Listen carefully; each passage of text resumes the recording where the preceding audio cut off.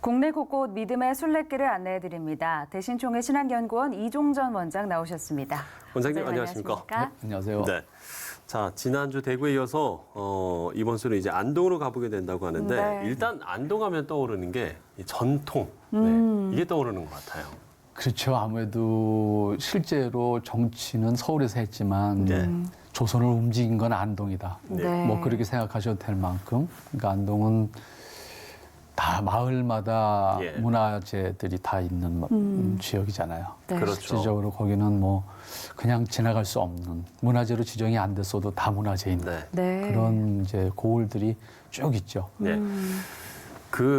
제가 이게 정확하게 기억을 하는지는 모르겠는데 이제 처음에 안동을 들어가게 되면 이제 정신문화의 수도라고 이렇게 써 있잖아요. 그만큼 이제 전통을 빼놓을 수가 없는 도시인 것 같아요. 그렇죠. 그러니까 그만큼 실제로 조선의 전성기, 그러니까 16세기를 이끌었던 인물들이 다 안동 사람들입니다. 그러니까 퇴계 이황, 예.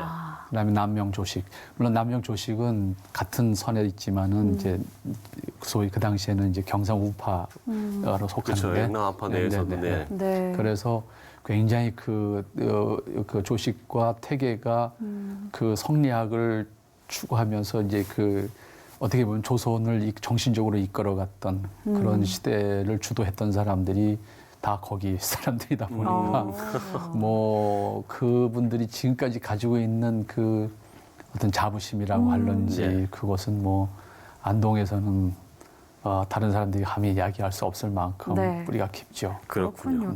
아니 그렇게 좀 우리가 전통이 깊은 곳이고 그렇다면 유교의 뿌리가 굉장히 깊은 고장이라고 할 수 있을 텐데 그렇죠.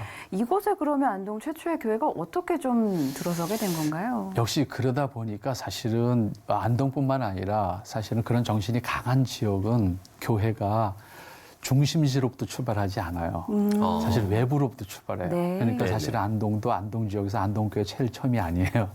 사실은 가장 나중 쪽이 속해요. 그렇군요. 그러니까 오히려 바깥에, 오히려 그 하회 마을 쪽에 풍산이라고 하는 곳이 있어요. 네. 풍산이나 국곡이나 이런 쪽의 교회들이 먼저 생겨요. 네. 먼저 생기고 안쪽으로 이제 도심으로 이제 나중에 들어가게 되는데 그런 경우에 해당되는 곳이 안동이죠. 그래서 안동교회가 1908년에 처음 예배를 시작하면서 1909년에 이제 사실은 정식적인 예배를 드리게 되는데 네. 상당히 늦어진 거죠. 그 이전에 이미 국곡이나 풍산 쪽에서는 이제 교회가 이미 세워졌고 실제로 네. 풍산교회 그 매서인이 안동시내 들어와서 소위 그 전도책자를 팔면서 그렇게 해서 시작된 것이 사실 안동교회다 보니까 안동교회는 사실 안동 쪽에서 좀 늦은 편이죠. 네. 그러나 안동이 이제 도심이 되다 보니까 거기서 큰 교회로 성장하면서 나중에는 안동교회가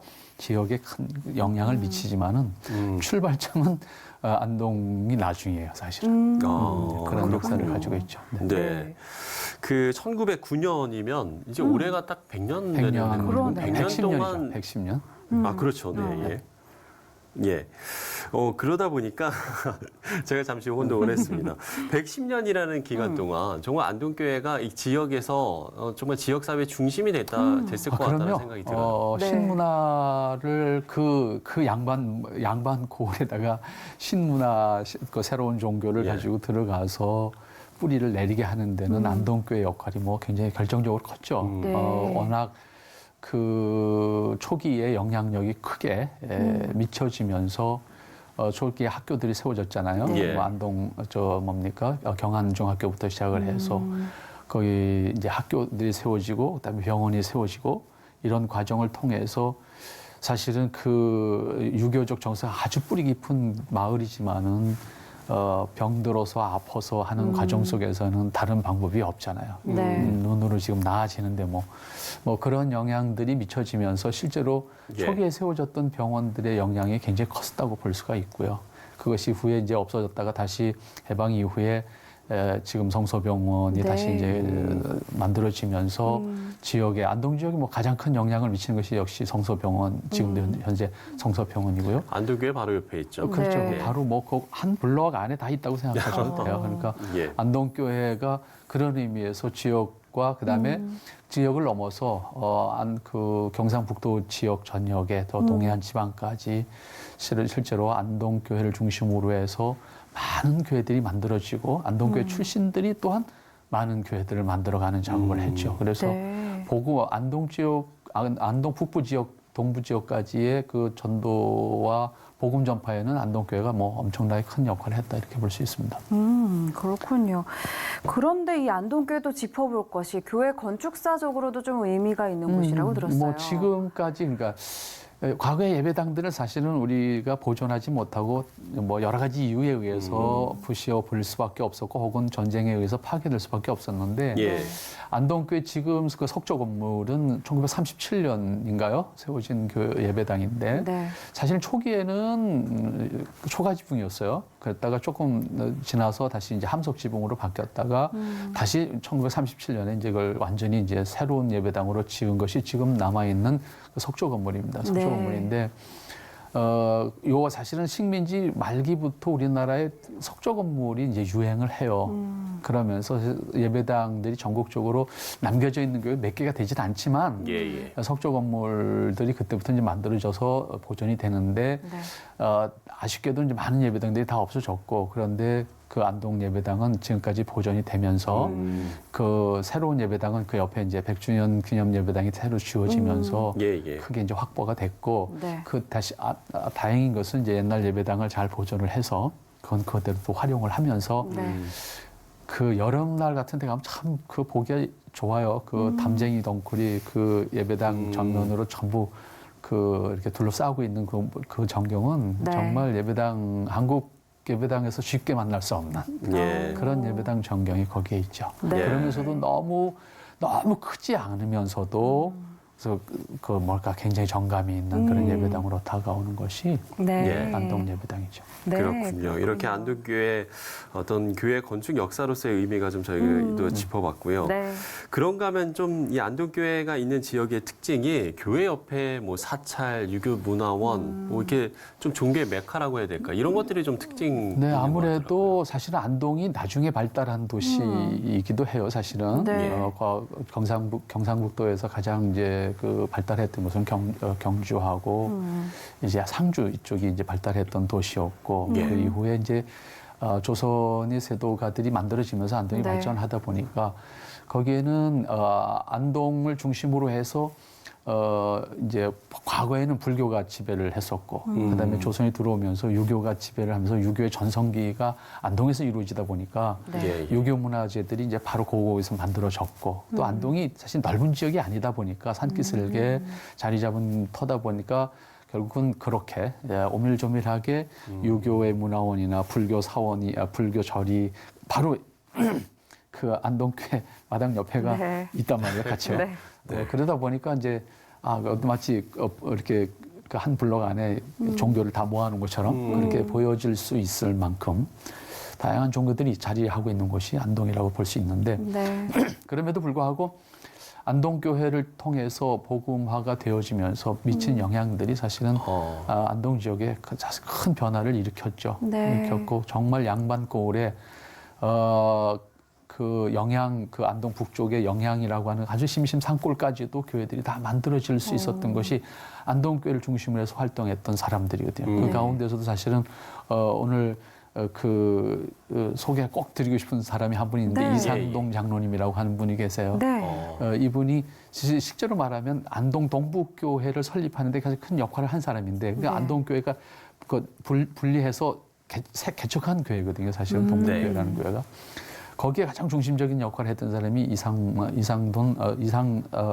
이상동 장로님이라고 하는 네. 분인데 이분의 형님이 이상윤이라고 상해 임시정부의 그 초대 국무령을 지내신 분인데 네. 사실은 이 둘째 아들이 개종을 하면서 다 정말 전통적으로 22대가 그 안동에 살면서 세도가의 그 어떤 것을 가지고 있었던 네. 가문인데 독립운동가가 그 같은 대에서만 9명이 나온다고요. 그리고 사돈까지 합치면 47명이 독립운동가가 나오거든요. 네. 근데 그 중심에 이 이상돈 장로님이라고 하는 분이 계셔요. 근데 이분이 안동에 가면 꼭 찾아봐야 될 것이 그 임청각이라고 하는 건물이 있습니다. 임청각. 임청각. 근데 이분의 집이에요, 그게. 아. 그 당시에 99칸짜리 집이라 99칸 집이라. 네. 근데 이 집안이 독립운동에 전부 이제 그 몰입하게 되는 거죠. 근데 이 이상동 장로님은 예수님을 믿는다고 하는 것 때문에 열애가 돼요. 근데 이분은 결국 안동 지방을 중심으로 해서 교회를 개척하는 이분이 개종하는 이후에 이분이 직접 쫓아다니면서 교회를 개척한 게 10개를 세웠다고.